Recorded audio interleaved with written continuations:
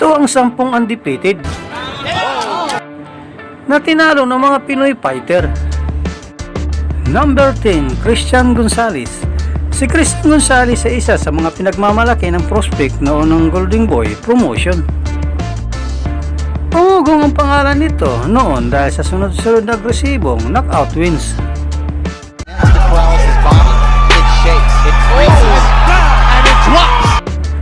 Kaya naman bilang pataba sa kanyang kartada taong 2017 ay tinapat na naman sa kanya ang isang Pinoy na si Romero Dono.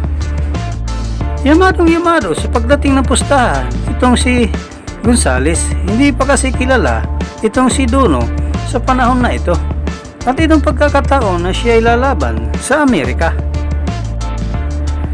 Malinis ang kartada ni Gonzalez.